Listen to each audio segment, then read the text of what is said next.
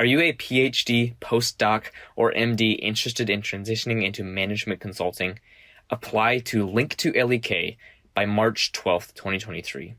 What is Link to LEK? Well, it's an opportunity for advanced degree students to get to know LEK and the type of strategy consulting work the firm does through a virtual 2-day program. During the program, you'll network with LEK consultants and participate in a simulated strategy case modeled after the work done by LEK's life sciences team. But the best part of the program, you will receive the opportunity to an early interview for a full-time role with the firm ahead of the general recruiting cycle. Again, the program is open to current PhD, postdoc, or MD students interested in life sciences strategy consulting, ideally with a target graduation in 2024. So again, apply by March 12th. Click the link in the show notes or visit lek.com today to submit your application.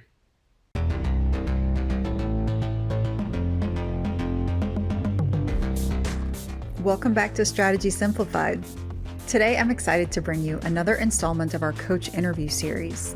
In these conversations, we learn more about our coach's background, journey to MBB, and their case coaching philosophy. And this is a special, unique episode as we hear from Cara Jefferson, who's had experience in both management strategy consulting and product management. She's going to help us make sense of the space, understand the similarities and differences in these two interview processes, and speak to how you can prepare for both. Considering product management? Well, then stay tuned to hear more about product sense, product execution, and targeted behavioral interviews in the product management space. I hope you enjoy the discussion. Cara, welcome to Strategy Simplified. So excited to have you on. Could you just kick us off with a quick high-level background about yourself? Yeah, certainly. My name's Cara. I'm originally from Oklahoma City. I got my first bachelor's at Washington University in St. Louis, where I studied biology on the pre-med track, so a little bit of career switching there. After graduating, I spent some time as an associate consultant at Bain. And then after that, I moved over to Walmart Data Ventures, where I currently worked as a technical product manager.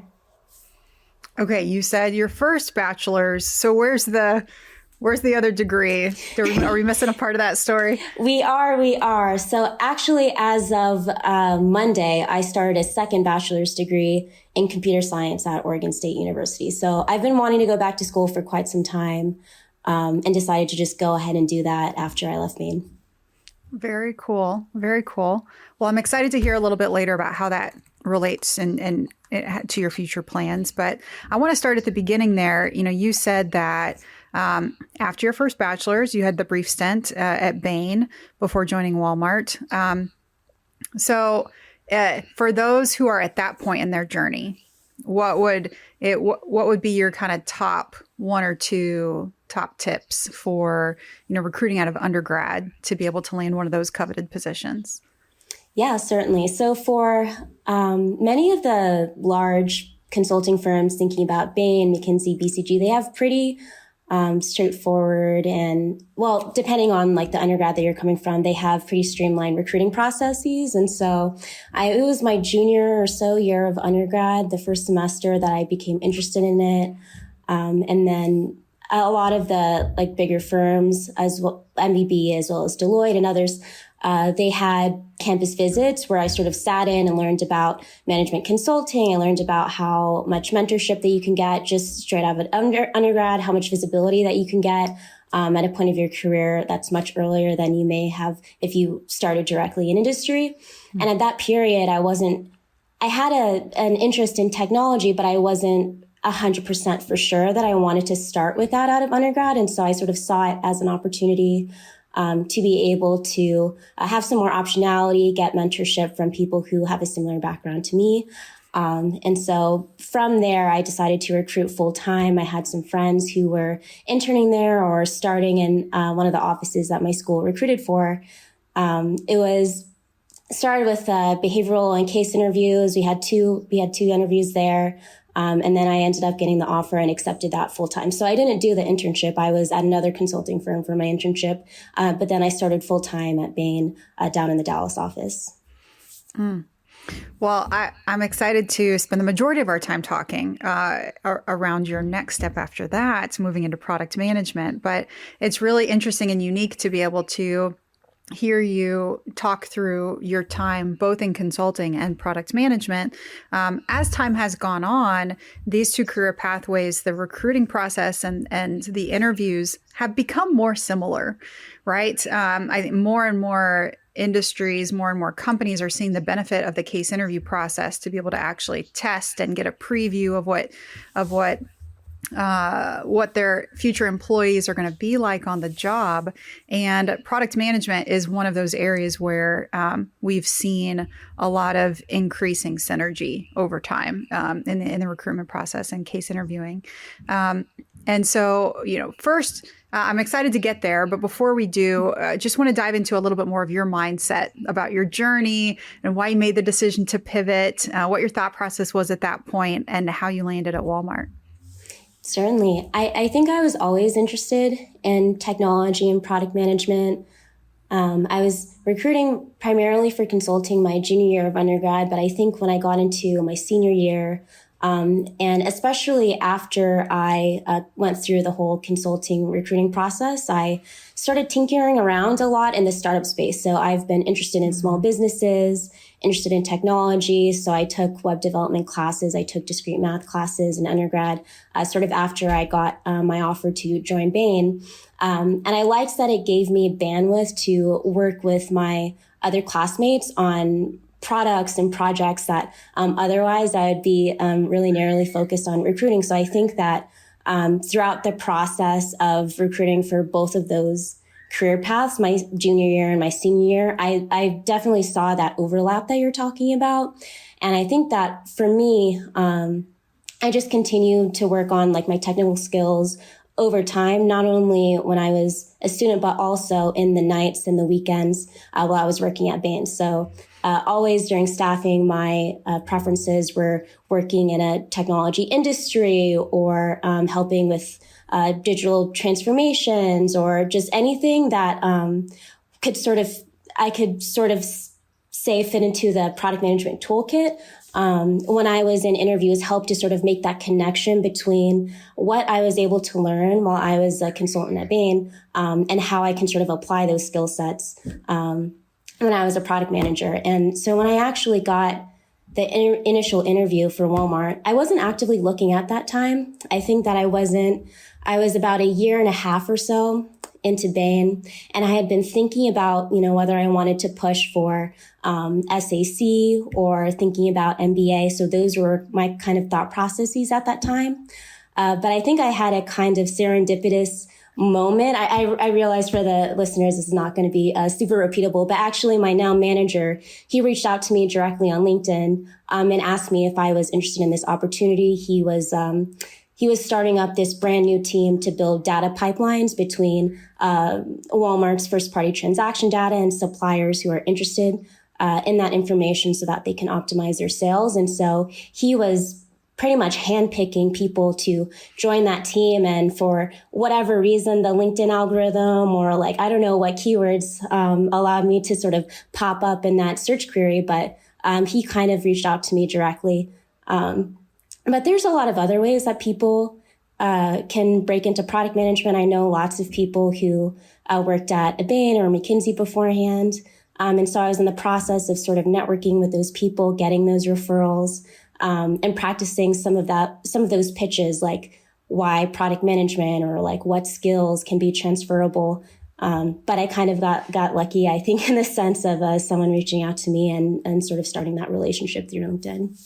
Oh, that is quite serendipitous indeed. That is a lovely story. If everyone could be so lucky, but in fact, as you said, there's lots of different ways to break into the field, and it doesn't need to be preceded by consulting by any degree, right? So if you were to put yourself in the shoes of someone who early in their career is deciding between management strategy consulting or product management, how would you help them differentiate between these two paths? What should be the things they're thinking about? Yeah, that's a great question. So for me, I would ask them to what degree they have an interest in technology specifically. And by that, I mean that if someone has a large interest in technology, maybe they have a technical background, maybe they get the most energy thinking about technical questions, sort of like the how around different products that get released. I would most likely urge that person to explore a career in the technology industry directly, whether it's doing something technical as a programmer, or most likely someone who is a product manager or designer. There's a lot of various business roles. But in general, if someone has a strong interest in technology, then I would urge them to pursue that path. But for myself, and I think a lot of people who are interested in consulting and would be a good fit for consulting, they're not quite sure what they want to do, right? If they're just graduating, they're in their early 20s and they want to explore, sure, technology, but then also maybe they want to recruit for private equity a couple years after they finish their years in consulting, or maybe they are interested in entrepreneurship, or they like oil and gas or energy, or there's so many other industries and functions to explore. And I would say if someone is not totally sold on technology and they want sort of a broad exposure to different industries and functions, then I would say that's kind of the distinction between product management, you're primarily working in tech, and then consulting, you're able to explore a lot of different industries. And then another thing that I would add on to that is scope. So within product management, you're responsible for setting the strategy and the vision of a particular feature, or if you're more senior, then it'll be a feature suite or a product suite. And that encompasses everything from putting together the idea for a product, interviewing customers, being responsible for defining what that feature will mean, and then also supporting any other go-to-market activities related to it, depending on who else is on your team. Like if your team doesn't have a product marketer, guess who's doing the product marketing?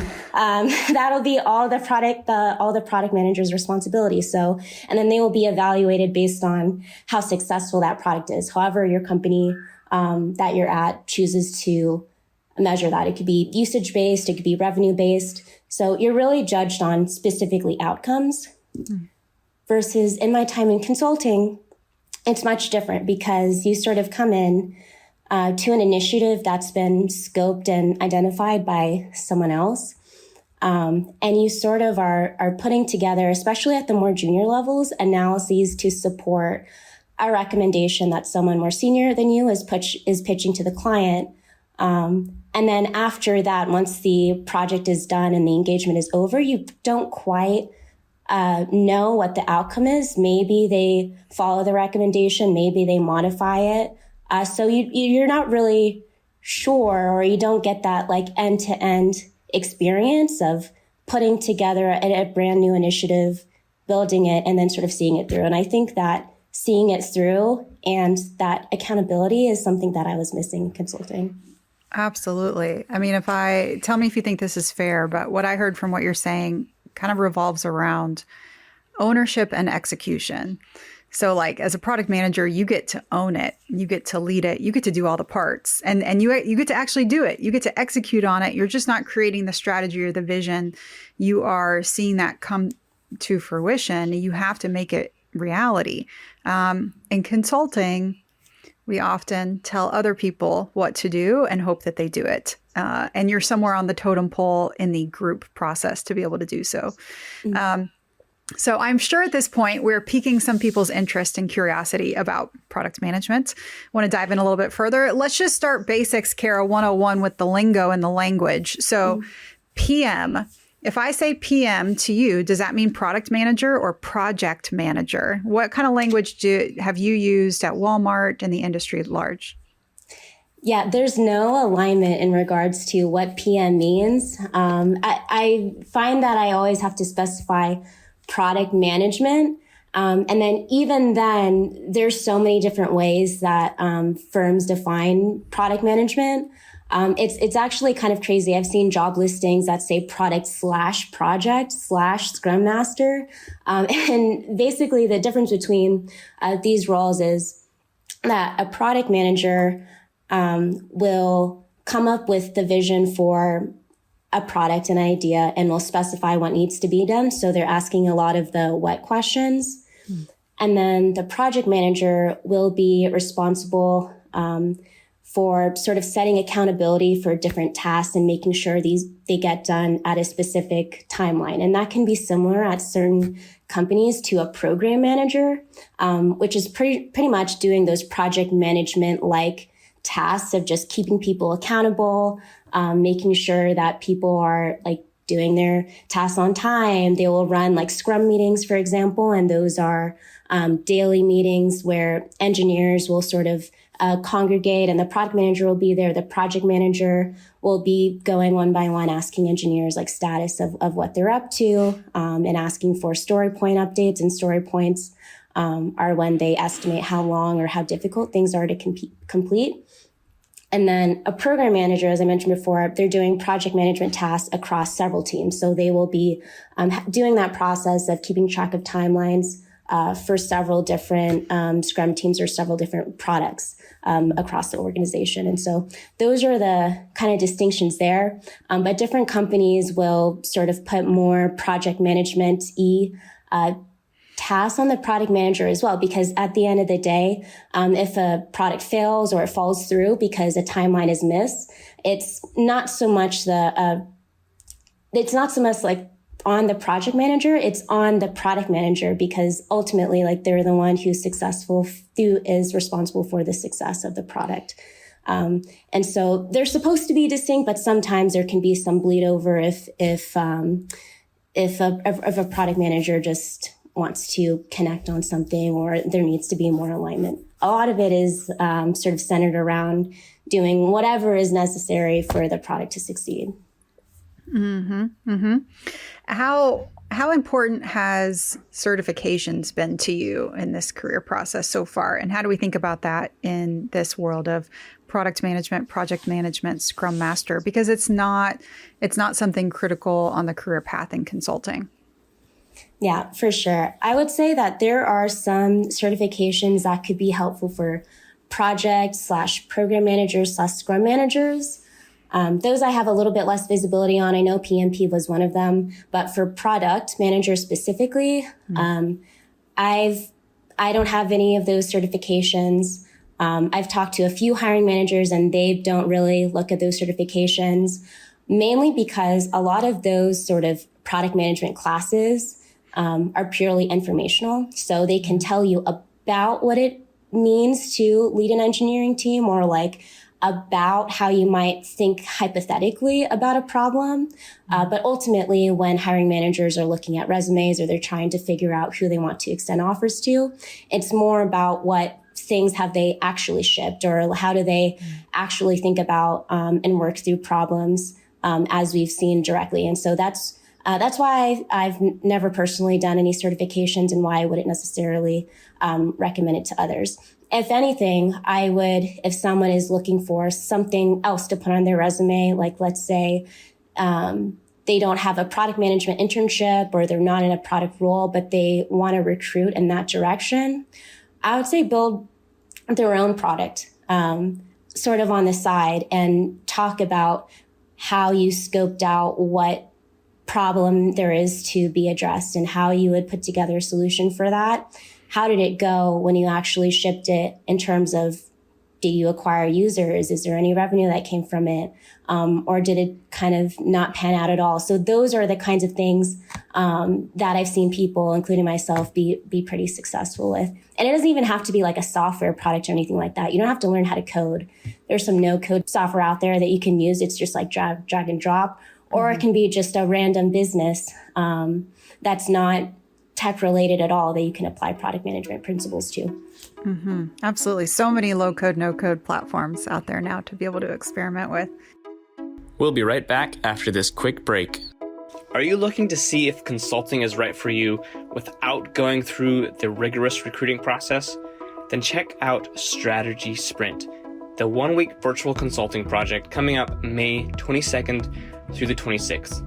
Not only does this program allow you to test drive the consulting experience to see if it's a good fit for you, but you also build strategy and analytics skills and add real-world consulting experience to your resume. In the program, you're staffed as a consultant in a team of 6 led by an MBB consultant to solve a real-world strategy problem for an actual client. Not only does the experience look great on your resume, but our resume editing team will even help you incorporate the experience onto your resume. Registration for Strategy Sprint is open, and the price will increase $200 on March 1st. So make sure to apply and secure your spot before February 28th to lock in your seat at the lower rate. Again, the next Strategy Sprint program happens May 22nd to the 26th, 2023. Learn more and apply through the link in the show notes. Okay, let's get back to the show. Would love if you could continue on that train of thought and talk a little bit about what are some of the top qualities that you think that, aspiring product managers need, and what are hirers looking for as they go through this recruitment process? Certainly. I would say that people should show a bias towards action when it comes to product, especially coming from consulting, or if they're not having a technical background, because I think that a mistake I see in a lot of people, particularly my friends who are still in consulting and they kind of want to make a similar transition, is an overemphasis on like the strategy side. Mm-hmm. If you're consulting or if you're in business, yes, the strategy side is great, and it's important to sort of define the right product to build or define what the right use cases should be. But having some practice in the actual execution of some sort of idea is really what a lot of hiring managers look for. So if you have a side project, great that you did it, but then also have some bullet points about what was the outcome of that side project. Or if you have a class where you did a consulting engagement, like that could be great for a product management position. If you talk about how you sort of helped the client formulate a digital strategy, or you gave them recommendations on like a market to enter, but then there are some actions that were taken, and then what were the outcomes of those. So in terms of what are hiring managers looking for, I would say in general, it could be product sense in terms of, yes, the strategy, but then also execution. Have you actually built things? So that's one side of it. And then the other side is domain expertise. So for my current position, I don't know if I mentioned before, but my casework was in the private equity group for the most part, in the industrials and chemicals practice.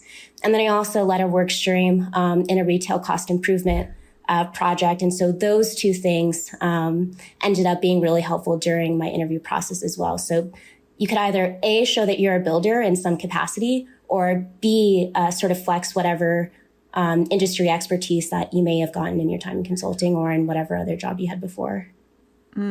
Bias to action, domain expertise. Let's dive into this recruitment process a little bit more. So a lot of what we talk about here on the podcast is around consulting interviews, case interview prep. And so help us understand through the recruitment process, what are some of the key differences of hiring in consulting versus trying to hire within product management? Got it. So hiring in consulting versus product management. Mm-hmm. Mm-hmm. What was it like? What were the differences like for you in that recruitment journey? Got it. I would say the differences for me in the recruitment journey is on the consulting side, you have the case interviews where the types of questions are like market entry, M&A, profitability, cost cutting, et cetera. There's a few different types. And then on the product management side, the types are a little bit more general than that. So they have something called product sense, where they present you with some sort of user problem or something that they want you to design. So one really popular one is, how would you design a clock for someone who's blind?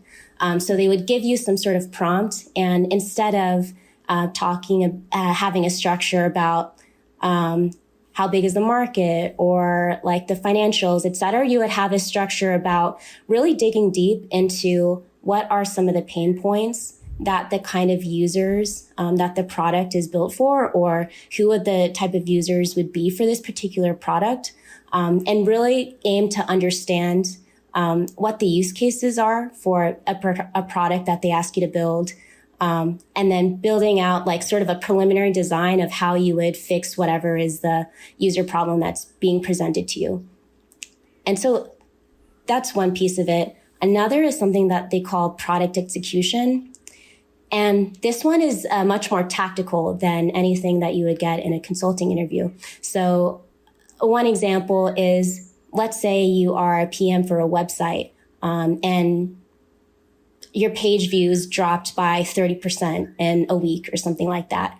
For that kind of interview, you get really, really specific about how you would solve that problem. So first step, seeking to understand what is the circumstances of the issue. First, that's the first step. And then second step is trying to diagnose where the issue came from. And then you would sort of step through your process for figuring out what caused the issue and then suggesting a way to ameliorate that issue. So it's much more tactical, and it's much more specific to how you would actually work day to day as a product manager. And then if you have experience as a product manager, then they're going to ask you more behavioral questions, but less so about yourself as a person, not like what are your strengths and weaknesses, or I don't know, who would you have dinner with if you could choose. It's more asking about how you would lead teams. How do you convince a stakeholder to get buy-in for an idea that you pitch? What was a time that you've had to sort of pitch an idea to others and drive alignment? So a lot of questions around how you convince other people that this is the right thing to build, and then how you work in terms of your teams to get a better understanding of what kind of leader you would be. So that's I think another distinction that sort of comes in that usually in consulting doesn't come up as much. So did I hear you right that the three main categories here are product sense, product execution, and I'll call targeted behavioral questions? Yeah.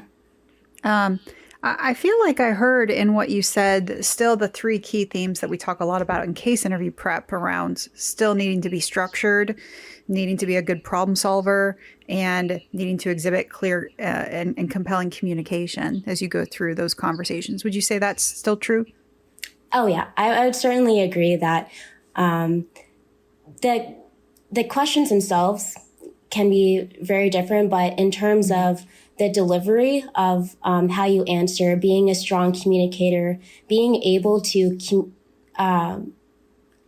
understand where people are coming from and what the issues that are presented to you are, and then communicating what your proposed solution is really important in both consulting as well as product management. Though in product management, you need just a little bit more domain experience to understand like technical products and think about technical solutions.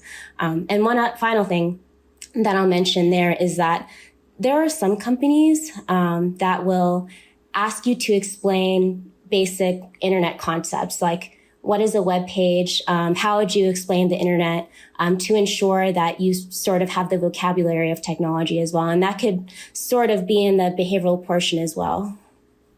Mm-hmm. Yep. Domain expertise, vocabulary, that aspect to which you need to be able to operate within and between engineering and business, right? Technology and business. And as a key cog in that wheel there as a product manager. Is it fair to say, Cara, that these interviews need to be practiced for just like case interviews need to be practiced for? Absolutely. Just as much or even more than consulting interviews. So similar to case interviews, there is a certain cadence to a lot of them. So there's a lot of sort of interview guides out there. I always recommend to people cracking the PM interview as like a first step. There's entire books written on this concept and communities around practice interviews. So it's certainly something that people take to the same degree of seriousness as case interviews for sure. Mm-hmm. And although there are some resources out there, and we have some as well, right? At Management Mm-hmm. Consulted, there's not a slew of product management case interview coaches out there. But we're so glad to have you, Cara, here on with us at Management Consulted to be able to help prospective product managers through this process, to be thinking through how to navigate through these discussions, to be able to pull together their domain expertise, their vocabulary, to be able to work through product sense, product exploration, targeted behavioral questions. And so, you're working with clients, people moving through this recruitment process. For those that you work with, could you just share with us some of your top tips overall in terms of how to crack these product management interviews? Yeah, absolutely. I would say for each of the companies that you're interviewing at, I would make sure to really understand what products they have. So at some companies, this is much more difficult than others. For example, Google has like 7+ child companies, and they each have totally different business models. But it's important to sort of know what the different money makers are within a tech company, as well as what the vision is for each of those different sub-products, because much of the time they will ask you, like, for example, at Meta, they could ask you how you would change like the Facebook feed, or how you would sort of improve whatever products that they have. So there's additional research that I would recommend up front for each company that someone is interviewing at, in terms of what is their product, what's the business model in terms of how they're making money. If their app is free, then being able to understand how they can generate revenue from that is super important, because a lot of the times the questions can sort of center around that, or ask you to suggest what you like or dislike about them, or suggest new ways that they can be improved, either on the spot during a product sense interview. But a lot of these companies, especially for their APM intern and their APM interview loops, will ask you actually to do a lengthy take-home assignment. And so sometimes for those, it's a requirement before you get to the first round. Mm-hmm. Well, thank you for sharing those tips on the DL with everybody. And I understand that you not only coach towards product management interviews, but you also coach towards case interviews, right? In the consulting sense. What's your approach as a coach? What's your case coaching philosophy? Yeah, that's a great question. So my case coaching philosophy is to really understand where the other person is at in terms of their case preparation. So there's undergrad interviews and there's MBA interviews. And I always ask them beforehand, what specific feedback have you received so far? And then kind of, are there any specific interviews that they have coming up? And those can be really educational, because I've had people recently tell me, like, oh, actually, I'm interviewing for a life sciences consulting firm. And so I kind of cater each individual interview to what that person's background is and what they're kind of going for, as well as I always have a few different cases that I think could fit their background, based on whether they want to work on their math, or they want to work on their structuring, or sometimes they just want an overall stretch case, because they're coming up on a final round and really want to make sure that the hardest case they encounter is during the practice phase and not the actual. So I listen really deeply to what other people, in terms of when they have sessions with me, are concerned about. What are they like having up on their horizon the next weeks or months going into the recruiting, and paying attention to what I think are their strengths and weaknesses, and charting a little bit of a path forward. And sometimes that's lead to sort of ongoing coaching conversations. So it can be either like a one-time session, or a sort of series of practice sessions to get people as close to interview ready before their interviews. I love that, Cara. I mean, I think that type of individualization is what anybody would be looking for in a coach. Anything else that's top of mind as we, share about the recruitment process, interview preparation, or product management? One final thing that I think is important to highlight is that in the larger tech companies, especially compared to management consulting, there's less formalized, narrow recruitment tracks. And by that, I mean that there won't be hordes of companies who are recruiting directly from like an undergrad school. There's a shorter list, I would say, of target companies for big tech versus management consulting. And so that means that a lot of the times the recruitment cycles are off cycle, or some companies don't have formalized nationwide cycles at all. And the result of that is that networking and getting referrals can be extremely important, and the difference between getting an interview and not getting an interview. So, especially for the more junior programs, I'm thinking product manager, PM1, PM2, or even APM programs and internships, making sure that you're sort of on top of where their job listings are. I even set alerts for all the different sort of job boards where it's possible. And then setting up coffee chats with people who are at my target firms, whether it be a Walmart or an Intuit or whatever company that I think is compelling and I would like to work there, just to sort of get my foot in the door and talk to somebody about what they think are some of the biggest issues with like the products that they're working on, what excites them about the products that they're working on. And a lot of the times in those conversations and those like referral asks can lead to a first round interview, when otherwise you're kind of throwing a resume into the void, especially in this current environment where there's a lot of hiring freezes and stuff like that. Getting in front of somebody at a company that you're interested in can make a big difference and be extremely helpful, more so than just throwing in a random application. Great insights and advice, Cara. I am sure that we have piqued the interest of a lot of people listening who want to take advantage of your breadth of experience and your knowledge in both of these arenas. And we also appreciate you taking the time to share with us both your experience and some of your top tips. We're glad to have you on here at Management Consulted.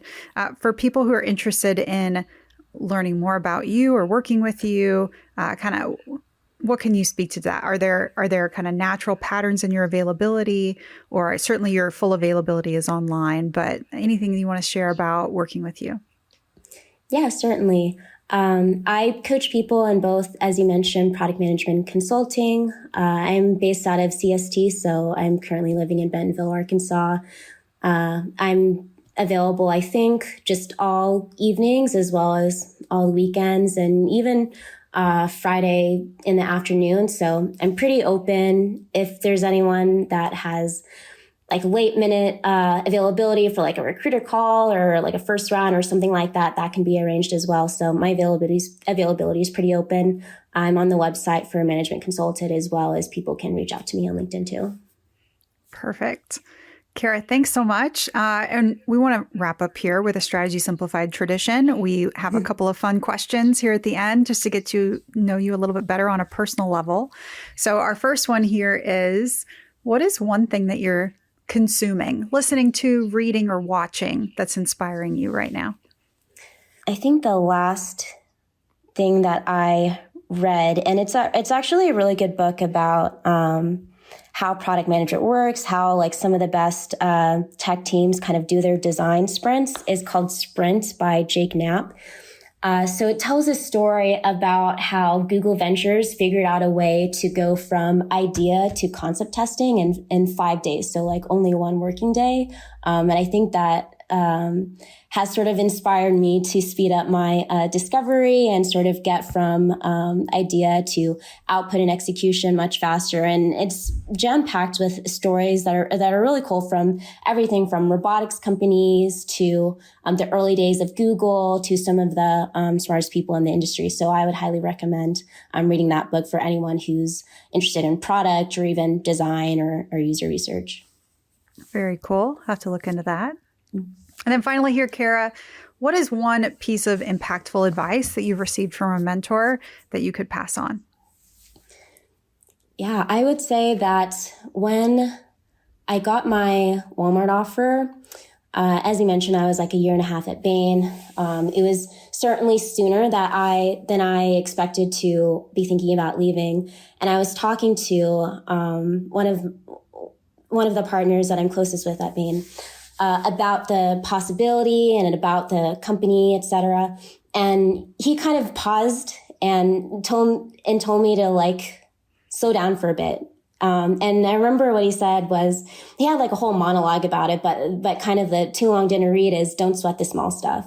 I think that when I was working as hard as I was leading my first work stream. I really wanted to just make a good impression on partners, clients, even my other colleagues. And I was so worried about the perception of sort of following something that I've always wanted to do. I was worried about FOMO from not staying at Bain longer.